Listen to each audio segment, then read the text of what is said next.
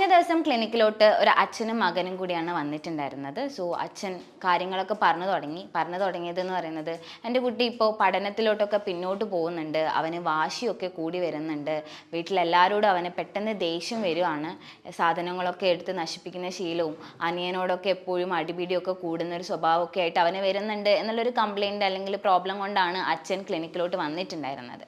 So കൂടുതൽ കാര്യങ്ങൾ അച്ഛനോട് ചോദിച്ചറിഞ്ഞ സമയത്താണ് അച്ഛൻ പറഞ്ഞു തുടങ്ങിയത്, അവന് അനിയൻ എന്ന് പറയുന്ന ഒരാളും കൂടെ വന്നതിന് ശേഷമാണ് ഈ ഒരു വാശിയൊക്കെ ഇങ്ങനെ കൂടി തുടങ്ങിയത് എന്നാണ് അച്ഛൻ പറഞ്ഞിട്ടുണ്ടായിരുന്നത്. കുട്ടിക്ക് ഇപ്പോൾ 10 വയസ്സായിട്ടുണ്ട്. അനിയൻ എന്ന് പറയുന്നത് ഇപ്പോൾ ഒരു 3-4 വയസ്സായിട്ടേ ഉള്ളൂ.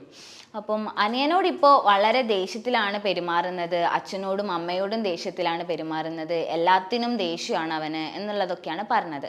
അങ്ങനെ കുട്ടീൻ്റെ അടുത്ത് സംസാരിച്ച സമയത്ത് കുട്ടി പറഞ്ഞിട്ടുണ്ടായിരുന്നത്, അച്ഛനും അമ്മയ്ക്കൊന്നും ഇപ്പം എന്നെ ഇഷ്ടമല്ല, അനിയൻ്റെ അടുത്താണ് അവർ കൂടുതൽ സമയം സ്പെൻഡ് ചെയ്യുന്നത്, എൻ്റെ കാര്യങ്ങൾ നോക്കാനൊന്നും അവർക്ക് താല്പര്യമില്ല, അനിയനെയാണ് അവർ കൂടുതൽ ഫോക്കസ് ചെയ്യുന്നത്, അനിയനോടാണ് അവർക്ക് ഇഷ്ടം കൂടുതൽ എന്നുള്ള കാര്യങ്ങളൊക്കെയായിരുന്നു കുട്ടി പറഞ്ഞിട്ടുണ്ടായിരുന്നത്. സോ ഇവിടെ ഈ കുട്ടിയിൽ കണ്ടുവന്നതെന്ന് പറയുന്നത്, അനിയൻ വന്നതിന് ശേഷം എന്നെ ആരും കെയർ ചെയ്യുന്നില്ല അല്ലെങ്കിൽ എന്നെ ആരും സ്നേഹിക്കുന്നില്ല എന്നുള്ള തോന്നലുകളൊക്കെയാണ് കുട്ടിയിൽ വന്നിട്ടുണ്ടായിരുന്നത്.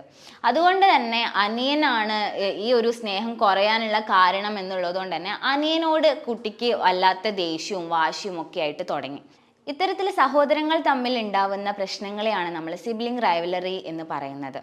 എന്തുകൊണ്ടാണ് ഇത്തരത്തിലുള്ള ഒരു സിബ്ലിംഗ് റൈവലറി അല്ലെങ്കിൽ ഇത്തരത്തിൽ സഹോദരങ്ങൾ തമ്മിൽ ഇങ്ങനെ പ്രശ്നങ്ങൾ ഉണ്ടാവുന്നത് എന്ന് നമ്മൾ നോക്കുന്ന സമയത്ത്, ഈ ഒരു കുട്ടിയെ സംബന്ധിച്ചിടത്തോളം, മൂത്ത കുട്ടിയെ സംബന്ധിച്ചിടത്തോളം, അവന് 4 വയസ്സ് ആവുന്നത് വരെ അവൻ്റെ വീട്ടിലെ പെറ്റായിരുന്നു അവൻ. അച്ഛൻ്റെയും അമ്മയുടെയും ബന്ധുക്കളുടെയും എല്ലാവരുടെയും പെറ്റായിരുന്നു. എല്ലാവരുടെയും അറ്റൻഷൻ അവന് മാത്രമായിരുന്നു കിട്ടിയിട്ടുണ്ടായിരുന്നത്, എല്ലാവരുടെ ലവും കിട്ടിയിട്ടുണ്ടായിരുന്നത്. വൈകുന്നേരം വരുമ്പോൾ ചോക്ലേറ്റ് വാങ്ങിച്ചു കൊടുക്കുന്നത് അവന് മാത്രമായിരുന്നു. അല്ലെങ്കിൽ പുറത്തേക്ക് കൊണ്ടുപോകുമ്പോൾ അവനെ കൊണ്ടുപോകാൻ ഒരുപാട് പേരുണ്ടായിരുന്നു, അല്ലെങ്കിൽ സ്കൂളിലോട്ട് പോകുന്ന സമയത്ത് കൊണ്ടുവിടാൻ ആൾക്കാരുണ്ടായിരുന്നു. എല്ലാ തരത്തിലുള്ള കെയറും അവന് മാത്രം കിട്ടിക്കൊണ്ടിരിക്കുന്ന ഒരു സമയത്താണ് അനിയൻ എന്ന് പറയുന്ന ഒരാളും കൂടെ ആളുടെ ലൈഫിലോട്ട് കയറി വന്നത്. സോ അവന് ആദ്യമൊന്നും അനിയന് വന്ന സമയത്ത്, അല്ലെങ്കിൽ ഒരു 5 വയസ്സൊക്കെ ആകുമ്പം, അനിയൻ 1 വയസ്സൊക്കെ ആകുന്ന സമയത്ത് വലിയ രീതിയിലുള്ള പ്രശ്നങ്ങളൊന്നും അനിയനായിട്ട് ഉണ്ടായിരുന്നില്ല. പക്ഷേ പതിയെ കുട്ടി വളർന്നു വരുന്ന സമയത്ത് അനിയനും വളരുകയാണ്. കുട്ടി വലുതാവുന്നതിനനുസരിച്ച് അവൻ്റെ വാശിയൊക്കെ കൂടി തുടങ്ങി. എനിക്ക് പണ്ട് എന്നെ സ്നേഹിച്ച പോലെ ആളുകൾ എന്നെ സ്നേഹിക്കുന്നില്ല എന്നുള്ള തോന്നലൊക്കെ അവനിൽ വരാൻ തുടങ്ങി. ആ ഒരു തോന്നലൊക്കെ വന്ന സമയത്ത് അതിന് കാരണം എന്ന് പറയുന്നത് എൻ്റെ ബ്രദറാണ്, അല്ലെങ്കിൽ എൻ്റെ അനിയനാണ്. അനിയൻ വന്നപ്പോഴാണ് എനിക്ക് പണ്ട് കിട്ടിയിരുന്ന സ്നേഹമൊക്കെ കുറഞ്ഞു തുടങ്ങിയത് എന്നുള്ളതൊക്കെയാണ് കുട്ടിയുടെ മനസ്സിലുണ്ടായിരുന്ന തോട്ട്സ് എന്ന് പറയുന്നത്. അതുകൊണ്ട് തന്നെ എല്ലാത്തിനും അവൻ അനിയനോട് ദേഷ്യം പിടിക്കാൻ തുടങ്ങി. ആ ദേഷ്യം അച്ഛനോടും അമ്മയോടും കാണിക്കാൻ തുടങ്ങി. പിന്നീട് എല്ലാത്തിലും വാശിയായി. പതിയെ പഠനത്തിലും അവൻ പിന്നോട്ട് പോയി തുടങ്ങി എന്നുള്ളതൊക്കെയാണ് ഇവിടെ കുട്ടിയിൽ സംഭവിച്ചിട്ടുണ്ടായിരുന്ന ഒരു കാര്യം എന്ന് പറയുന്നത്. സോ നമ്മുടെ ലൈഫിലോട്ട് പെട്ടെന്ന് ഒരാൾ കയറി വരികയും നമ്മൾക്ക് കിട്ടിയിരിക്കുന്ന അറ്റൻഷൻ എന്ന് പറയുന്നത് അവിടെ കുറഞ്ഞു പോകുന്നു എന്നുള്ളതാണ് ഇവിടെ സംഭവിച്ചൊരു കാര്യം എന്ന് പറയുന്നത്. പലപ്പോഴും കുട്ടികളുടെ ഇടയിൽ സംഭവിക്കുന്ന ഒരു കാര്യമാണ്, ഒരു അനിയനും കൂടെ കയറി വരുമ്പോൾ എനിക്ക് ഓൾറെഡി കിട്ടിക്കൊണ്ടിരിക്കുന്ന സ്നേഹം നഷ്ടപ്പെട്ടു പോകുന്നു എന്നുള്ളൊരു പേടിയാണ് ആക്ച്വലി ഈ ഒരു സിബ്ലിംഗ് റൈവലറിയിലോട്ട് ലീഡ് ചെയ്യുന്ന ഒരു കാര്യം അല്ലെങ്കിൽ ഒരു കാരണം എന്ന് പറയുന്നത്. സോ ആസ് എ പേരൻറ്റ് എങ്ങനെയാണ് ഒരു സിബ്ലിംഗ് റൈവലറിനെ നമുക്ക് മെയിൻറ്റെയിൻ ചെയ്യാൻ പറ്റുക എന്ന് നോക്കുന്ന സമയത്ത്, ഫസ്റ്റ് തന്നെ നമ്മളുടെ മൂത്ത കുട്ടിയെ നമ്മൾ അതിന് വേണ്ടി പ്രിപ്പയർ ചെയ്യിക്കുക എന്നുള്ളതാണ് ഫസ്റ്റ് സ്റ്റെപ്പായിട്ട് നമ്മൾ ചെയ്യേണ്ട കാര്യം. തനിക്കൊരു അനിയൻ അല്ലെങ്കിൽ ഒരു അനിയത്തി വരാൻ പോവാണ്, നമ്മളുടെ കൂടെ ഒരാളും കൂടെ ഉണ്ടാവും ഇനി നമ്മുടെ ലൈഫിൽ എന്നുള്ള രീതിയിൽ അവരെ അതിന് വേണ്ടി പ്രിപ്പയർ ചെയ്യിക്കുക എന്നുള്ളതാണ് ഫസ്റ്റ് സ്റ്റെപ്പായിട്ട് നമ്മൾ ചെയ്യേണ്ട കാര്യം.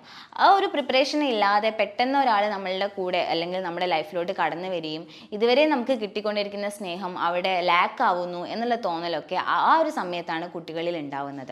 അല്ലാതെ നമ്മൾ അവരെ കംപ്ലീറ്റ്ലി പ്രിപ്പയർ ചെയ്യിച്ചിട്ട് നമ്മളുടെ കൂടെ ഒരാളുണ്ട് എന്ന് പറയുന്ന സമയത്ത് അവർ കൂടുതലായിട്ട് അതിനോട് അഡാപ്റ്റ് ചെയ്ത് പോകുന്നത് നമ്മൾ കണ്ടിട്ടുണ്ട്.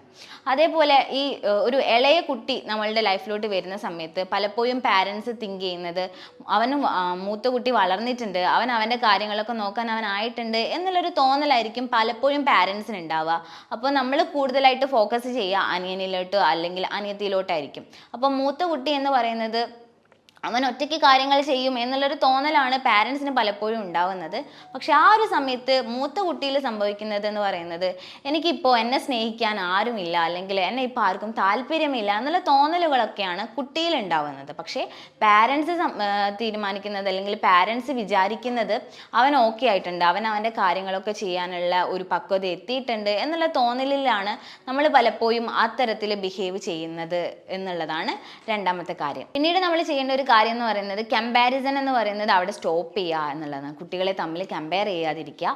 അവർ രണ്ടും രണ്ട് ഡിഫറെൻറ്റ് പേഴ്സണാലിറ്റീസ് ആണ്. അപ്പം രണ്ടുപേർക്കും ഉണ്ടാകുന്ന കഴിവുകളും തികച്ചും വ്യത്യസ്തമായിരിക്കും എന്നുള്ളതും കൂടെ നമ്മൾ അവിടെ ഓർക്കേണ്ട ഒരു കാര്യമാണ്. പിന്നീട് നമ്മൾ കുട്ടികളെ തമ്മിൽ ഉണ്ടാകുന്ന ഫൈറ്റ് ഉണ്ടാകുന്ന സമയത്ത് എന്താണ് ഇതിൻ്റെ റീസൺ എന്നുള്ളത് നമ്മൾ ഐഡൻറ്റിഫൈ ചെയ്യാൻ വേണ്ടി ശ്രമിക്കാം. റീസൺ അറിയാതെ നമ്മൾ ചുമ്മാ അവരെ പോയിട്ട് തല്ലുന്നത് കൊണ്ടോ വഴക്ക് പറയുന്നത് കൊണ്ടോ ഇവിടെ ആ ഒരു പ്രോബ്ലത്തിന് ഒരു തരത്തിലുള്ള സൊല്യൂഷനിലോട്ടും നമുക്ക് എത്താൻ പറ്റുന്നില്ല എന്നുള്ളത് മറ്റൊരു കാര്യമാണ്. സോ ഇത്തരത്തിൽ കുട്ടികൾ തമ്മിൽ ഫൈറ്റ് ഉണ്ടാവുമ്പോൾ എന്താണ് ഒരു ബേസിക് റീസൺ എന്നുള്ളത് അറിഞ്ഞതിന് ശേഷം മാത്രം നമ്മൾ അവരുടെ പ്രോബ്ലത്തിലോട്ട് ഇടപെടുക എന്നുള്ളതാണ് ഒരു പാരൻ്റ് എന്നുള്ള നിലയിൽ നമ്മൾ ചെയ്യേണ്ട ഒരു കാര്യം എന്ന് പറയുന്നത്. പലപ്പോഴും റീസൺ അറിയാതെ പോയി നമ്മൾ ആദ്യം ചെന്ന് ചെയ്യുന്നത് അടിക്കുക എന്നുള്ള, അല്ലെങ്കിൽ വഴക്ക് പറയുക എന്നുള്ള കാര്യമായിരിക്കും. അത് നമ്മൾ മാറ്റി റീസൺ എന്താണെന്നുള്ളത് അറിഞ്ഞതിന് ശേഷം മാത്രം ആ ഒരു പ്രോബ്ലത്തിലോട്ട് നമ്മൾ ഇടപെടുക എന്നുള്ളതാണ് മറ്റൊരു കാര്യം എന്ന് പറയുന്നത്.